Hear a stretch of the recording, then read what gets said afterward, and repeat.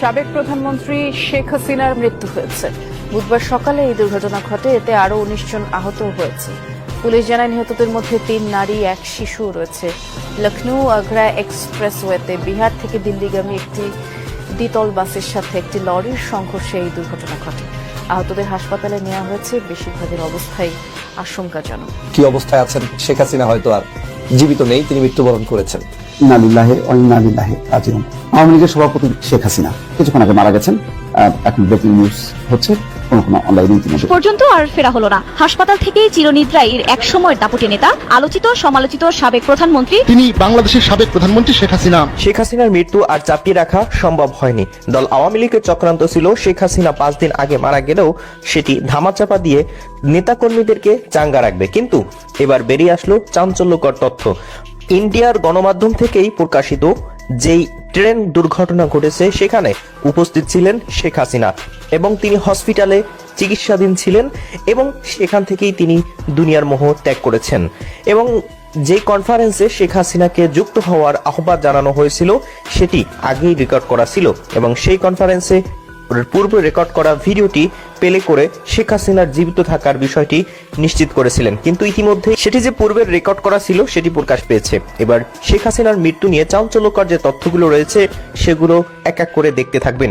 আপনিও শেখ হাসিনার মৃত্যুতে খুশি কিনা কমেন্ট অপশনে জানাবেন। চলুন দর্শক, আমরা সম্পূর্ণ ভিডিওগুলো এক এক করে দেখে আসি। ভিডিওতে লাইক দিয়ে নিজের মতামত লিখতে থাকুন। তো স্বৈরাচার শেখ হাসিনার মৃত্যু নিয়ে হঠাৎ করে গুঞ্জন শুরু হয়েছে। গতকালকে থেকে অনলাইন অফলাইন বিভিন্ন জায়গায় আলোচনা শুরু হয়েছে যে আদতে শেখ হাসিনা বেঁচে আছেন না মারা গিয়েছেন, কি অবস্থায় আছেন, এটা এখন জনগণ জানতে চায়। এর কয়েকটা অন্যতম কারণ হচ্ছে, শেখ হাসিনার মাত্র 2 দিন আগেও লন্ডনে একটা ভাষণ দেওয়ার কথা ছিল, যেই ভাষণটা জনগণ মনে করেছিল যে তিনি সরাসরি লাইভে এসে সেই ভাষণটা দিবেন এবং তাকে সংযুক্ত করা হবে সরাসরি স্ক্রিনে। কিন্তু তার একটি অডিওর মাধ্যমেই সেখানের সমাবেশকে সমাপ্ত করতে হয়েছে এবং অডিওটা তিনি কোথায় বসে দিয়েছেন, কিভাবে দিয়েছেন, আদৌ অডিওটা সত্য কিনা, এটা নিয়ে এখন লন্ডনের আওয়ামী লীগের নেতাকর্মীরা বেশ হতাশ। তারা এখন অনেকেই মনে করছেন যে শেখ হাসিনা হয়তো আর জীবিত নেই, তিনি মৃত্যুবরণ করেছেন। শুধু এই কারণটাই নয়, শেখ হাসিনা বাংলাদেশ থেকে যখন বিতাড়িত হয়েছেন, এই দেশ থেকে পালিয়ে গিয়েছেন, পালিয়ে যাওয়ার পর থেকে আজ পর্যন্ত আমি চ্যালেঞ্জ দিয়ে বলছি, কোনো ব্যক্তি বিশেষ দেখাতে পারবে না যে শেখ হাসিনা তার একটা ছবি, তার কোনো একটা কাজের ছবি কিংবা তার কোনো একটা মিটিংয়ের ছবি কিংবা তিনি এই মুহূর্তে কোন জায়গায় কি অবস্থায় বসবাস করছেন তার পূর্ণাঙ্গ কোনো ছবি কেউ এখন পর্যন্ত দেখাতে পারবে না। এমনকি যেই রাষ্ট্রে থাকেন সে রাষ্ট্রের পক্ষ থেকেও স্পেসিফিকলি তাকে নিয়ে কোনো ধরনের মন্তব্য বক্তব্য দেওয়া হয়নি এবং দিচ্ছে না। সম্পূর্ণ গোপনভাবে তিনি কি আদৌ জীবিত আছেন কিংবা মৃত্যুবরণ করেছেন সেটা এখন জনগণ জানতে চায়। জনমনে প্রশ্ন উঠেছে, জনগণ এখন প্রশ্ন রাখা শুরু করেছে যে হয়তো শেখ হাসিনা আদতেই আর পৃথিবীতে বেঁচে নাই। তার এই অডিওগুলো এই নেতাকর্মীদেরকে মিথ্যা প্রলুব্ধ করে উজ্জীবিত করার জন্য হয়তো কেউ না কেউ বিভিন্ন মাধ্যমে বানানোর চেষ্টা করছেন, বানিয়ে প্রচার করছেন।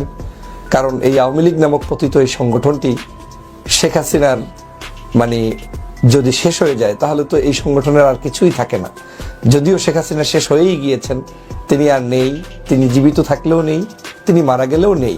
কারণ তার মানুষদেরকে তিনি রাস্তায় ফেলে রেখে তারপরে 5ই আগস্ট বাংলাদেশ থেকে পালিয়েছে। আমরা কোনো মানুষের মৃত্যু কামনা করি না, কিন্তু আমরা কোনো মানুষ যখন হাজার হাজার মানুষকে মৃত্যুবরণ করায়, গুলি করে নির্বিচারে হত্যা করে, তার জন্য সহমর্মিতাও আমরা দেখাতে পারি না। প্রশ্নই আসে না। যে কোনো মানুষের মৃত্যুতে মানুষ কষ্ট পায়, কিন্তু বাংলাদেশে আওয়ামী লীগের যারা অপকর্ম করেছে, নির্বিচারে মানুষদেরকে হত্যা করেছে, তাদের মৃত্যুর সংবাদগুলো শুনলে বাংলাদেশের মানুষ কেমন জানি সেখানে শুকরিয়া আদায় করে এবং এটা নিয়ে কারো কোনো ক্ষোভ নেই, কারণ সবাই মিলে এটাকে স্বাচ্ছন্দ্য বোধ করে। যদিও এটা হওয়া উচিত নয়, কিন্তু এটা তাদের কর্মের ফসল, কর্ম যেমন তেমনই।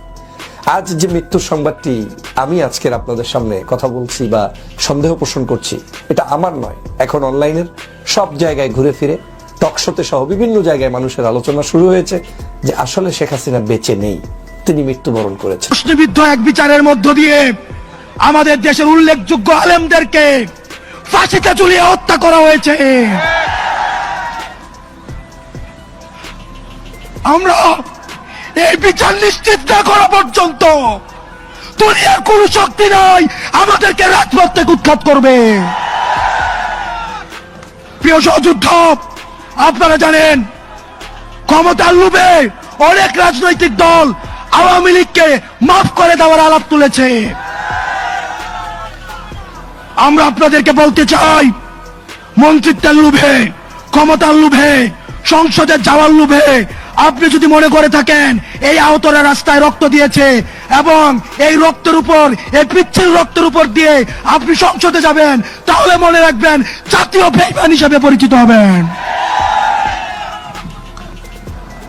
যে আওয়ামী লীগ এখনো পর্যন্ত একটা সরি পর্যন্ত বলে নাই, এখনো পর্যন্ত তার অপরাধ স্বীকার করে নাই, তাদের সাথে কিসের রিকনসিলিয়েশন?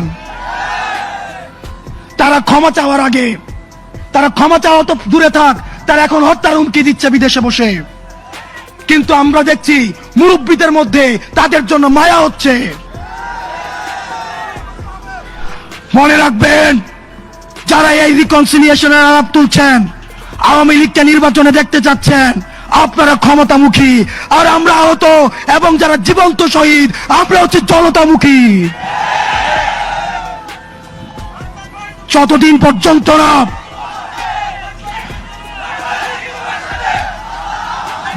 পর্যন্ত না আওয়ামী লীগের বিচার নিশ্চিত হবে, ততদিন পর্যন্ত আগে বিচারের প্রশ্ন। আমি মুরব্বীদেরকে বলতে চাই, যারা বিশেষজ্ঞ রাজনীতিবিদ আছেন, যারা রাজনীতি করছেন, আপনারা ক্ষমতায় যাবেন, গণতন্ত্র প্রতিষ্ঠিত হবে, ভোটাধিকার প্রতিষ্ঠিত হবে, এগুলোর জন্য আমরা আন্দোলন করেছি। কিন্তু আওয়ামী লীগের বিচার নিশ্চিতের পূর্বে তাদেরকে যদি আপনারা রাজনীতির ময়দানে ফিরিয়ে আনতে চান, তাহলে এই আহতদের রক্তের উপরে পাড়া দিয়ে আপনারা তাদেরকে মাঠে আনতে হবে। আমাদের এই পার্শ্ববর্তী দেশ এখন বাংলাদেশ যাদেরকে জঙ্গি স্বীকৃতি দিয়েছে, তাদেরকে এখন পার্শ্ববর্তী ভারতে আশ্রয় দিচ্ছে। এই ভারতের বেতনভুক্ত কর্মচারী শেখ হাসিনা ভারতের প্রেসক্রিপশনে এই গুম, খুন, হত্যাকাণ্ডগুলোকে চালিয়েছে। শেখ হাসিনা বেঁচে থাকলেও তাকে মেরে ফেলা হবে, কারণ শেখ হাসিনা তিনি যে গণহত্যা চালিয়েছেন, জুলাই এবং আগস্টে যেই ছাত্রদের বুকে গুলি চালিয়েছেন, এটি তার নির্দেশই হয়েছিল হাইকমান্ড থেকে, এটি কিন্তু প্রকাশ পেয়েছে। অর্থাৎ বাংলাদেশে একটি খুন হলেই তার প্রতিদান হিসাবে, অর্থাৎ তার বিচার কার্য দিবসে তাকে কিন্তু ফাঁসি দেওয়া হয়। কিন্তু শেখ হাসিনা যেদিন বিদায় নিবে তার আগের দিনও 2000 মানুষকে গুলি করে হত্যা করেছে এবং তিনি ক্ষমতায় টিকে থাকার সর্বোচ্চ চেষ্টা চালিয়েছেন। সেনাপ্রধান ওয়াকারুজ্জামানকেও কিন্তু শেষ পর্যায়ে ধুমকি দিয়ে আবারও কড়া নির্দেশ দিয়েছিল, যেমনি হোক ছাত্র জনতাকে বাধা দেওয়া হোক। কিন্তু ওয়াকারুজ্জামান মানুষের বুকে তাজা রক্ত দেখে তিনি তার সন্তানদের কথা মনে করে তিনি কিন্তু শেখ হাসিনার কমান্ডকে অমান্য করে শেখ হাসিনাকে পালিয়ে যেতে বাধ্য করেছিল এবং শেখ হাসিনা কিন্তু পালিয়ে গিয়েছিল। দর্শক, শেখ হাসিনা বাংলাদেশে ফিরে আসলেও তার সর্বোচ্চ শাস্তি মৃত্যুদণ্ডই হবে, কারণ তার নির্দেশেই বড় বড় আলেমদের ফাঁসি দেওয়া হয়েছে এবং তার নির্দেশেই জুলাই গণহত্যার আঞ্জাম দেওয়া হয়েছে। এই বিষয়গুলো সম্পর্কে আপনার কি মতামত কমেন্ট অপশনে লিখে যাবেন। ভালো থাকবেন। আসসালামু আলাইকুম ওয়া রাহমাতুল্লাহ। সাবেক প্রধানমন্ত্রী